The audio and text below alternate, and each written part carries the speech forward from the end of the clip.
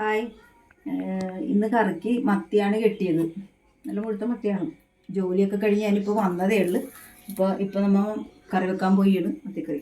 അപ്പോൾ ഞങ്ങളുടെ ഇവിടെ മത്തിയെന്നും ചാളയെന്നൊക്കെ പറയും.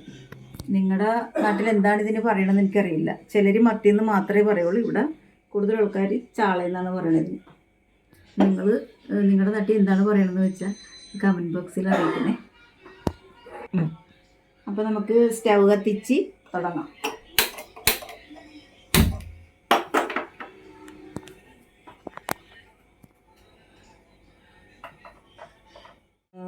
എണ്ണ ഒഴിച്ച് കൊടുക്കുക.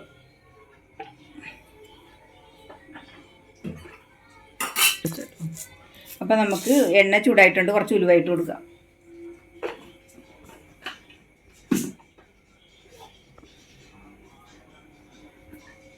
ഉലുവ ഒന്ന് ഉലുവ അപ്പം ചൂടായിട്ടുണ്ട്. അപ്പോൾ നമുക്ക് പച്ചമുളക്, വേപ്പില, ഉള്ളി, ഇഞ്ചി, പുളി ഇത്ര സാധനങ്ങൾ അതിനകത്തൊക്കെ ഇട്ട് കൊടുക്കുക.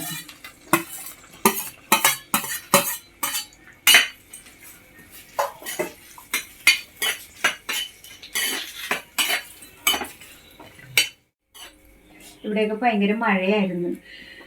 വെള്ളമൊക്കെ പൊങ്ങി, നമുക്ക് വെള്ളമൊക്കെ താന്ന്. നിങ്ങളുടെ നാട്ടിലൊക്കെ മഴയൊക്കെ പെയ്ത് വെള്ളമൊക്കെ പൊങ്ങിയിട്ട് നിങ്ങളെല്ലാവരും സേഫാണോ? എനിക്കത് കേട്ടാൽ മതി. അപ്പോൾ നമുക്ക് ഇച്ചിരി ഉപ്പിട്ട് കൊടുക്കാം.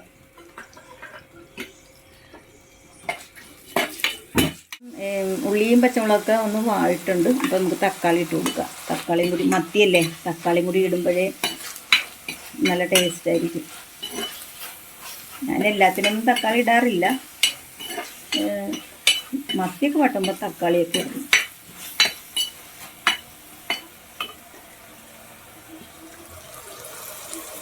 ഇനി നമുക്ക് ഇതിലേക്കുള്ള പൊടികൾ എടുക്കാം.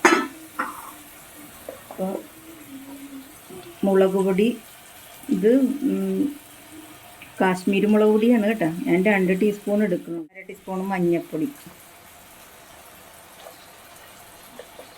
1 ടീസ്പൂൺ മല്ലിപ്പൊടി. ഇത്രയും നമ്മൾ വെള്ളമൊഴിച്ച് മിക്സ് ചെയ്യും കേട്ടോ. അപ്പോൾ എല്ലാം വാടിയിട്ടുണ്ട്. അപ്പോൾ നമുക്ക് അതിനകത്തേക്ക് പൊടി കലക്കി വെച്ചേക്കണം. അപ്പോൾ അതങ്ങോട്ട് ഒഴിച്ച് കൊടുക്കാം.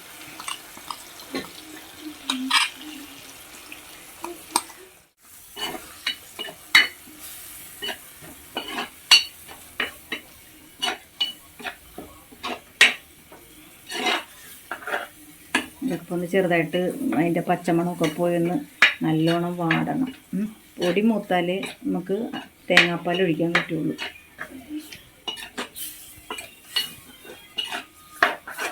തേങ്ങാപ്പാൽ ഒഴിച്ച് കൊടുക്കാം.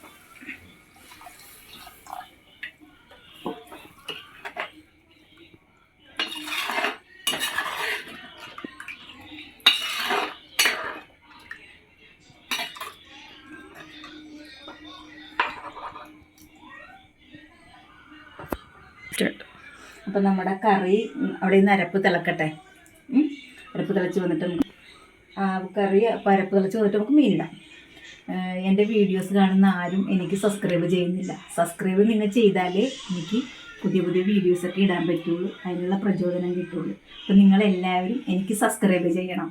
നമ്മുടെ അരപ്പൊക്കെ തിളച്ച് വന്നിട്ടുണ്ട്. നമുക്ക് മത്തീനെ പെറുക്കിയിടാം. നല്ല മുഴുത്ത മത്തിയാണല്ലേ അമ്മോ?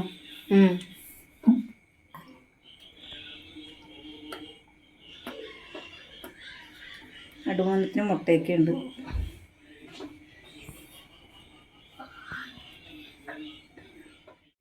മീതെ ഇച്ചിരി കരിവേപ്പില നമുക്ക് ഇട്ട് കൊടുക്കാം. അപ്പോൾ കരിവേപ്പില ഉണ്ടെങ്കിൽ നല്ല ടേസ്റ്റ് ആയിരിക്കും. ഓക്കെ, പറ്റി നല്ല എണ്ണയൊക്കെ തെളിഞ്ഞ് നല്ല സൂപ്പറായി.